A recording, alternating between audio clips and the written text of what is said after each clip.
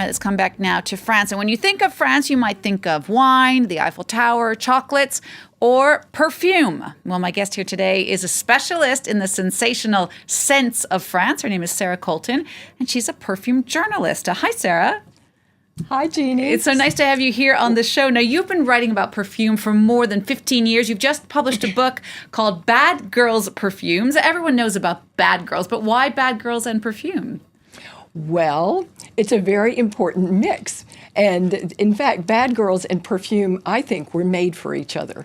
And I would think that after all of my years of working in the perfume industry and writing about perfume, one of the most important things that I discovered, the phenomenon that I discovered really is that I would say that 95% of women perfumers are bad girls.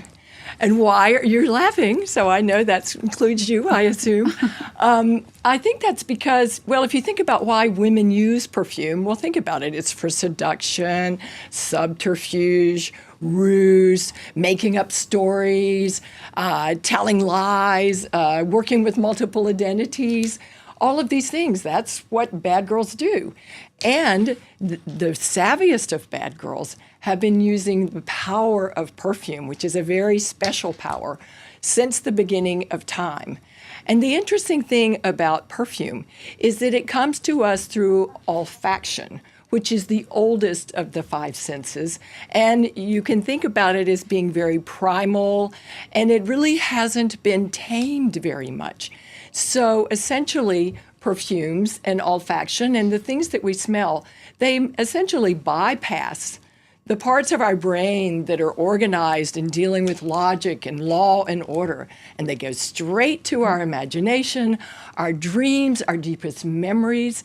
And that's very, very powerful. So Paris, it's been described as perfume heaven. Yes, I think of Paris as perfume heaven because, well, first of all, I moved to Paris because I wanted to be here. Paris to me was the dream, and I found that this was what really corresponded to what I wanted. And you can find every kind of perfume you would like in Paris. You can find mainstream fragrances. You can find the big brands like Guerlain, Chanel, Dior, Yves Saint Laurent, Hermes.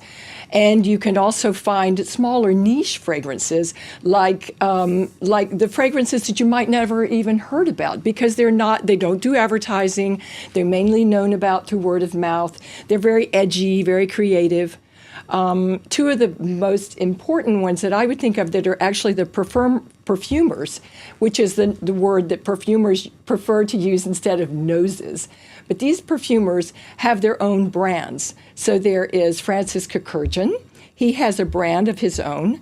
And there's Patricia de Nicolai, and she has a brand of her own. So, but also these perfumers also, for instance, Francis makes bespoke perfumes for people. He also does perfumes for big brands as well. So there's a lot of power behind these people.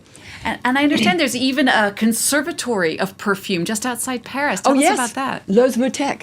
Oh, L'Osmothèque is one of the most best-kept secrets of the perfume world. And really, I don't know where we would be without L'Osmothèque, because what L'Osmothèque is, it's like a perfume museum, but if you imagine, you can't just keep perfumes forever. A lot of the raw materials are out of date, or they're not existent, or they're very expensive, but they still have them. So that, for instance, you can go to L'Osmothèque and request a perfume, and they will make it. The experts of the perfumers will make it for you using the real raw materials that were used in the 1920s or the 1930s, and you can actually smell what these fragrances smelled like at the time. And that's a very, very valuable thing. And that's something that people can go visit? You can go visit it. It's in Versailles. Mm-hmm. It's right, Versailles is right next to Paris. Most people, I think most of my most of my American friends, when they visit Paris, they end up going to Versailles, so they might as well go to L'Osmothèque. It sounds wonderful. Thank you so much, Sarah, for coming in and talking to us. So Sarah Colton, you wrote your book. It is called Bad Girls Perfume. Yes. And if you want to find out more about Sarah's book or about perfume in general, you can check out her two websites, badgirlsperfume.com and sarahcolton.com. Sarah, thank you so much for coming in to see us. Thank you. Well, it's a pleasure to be here.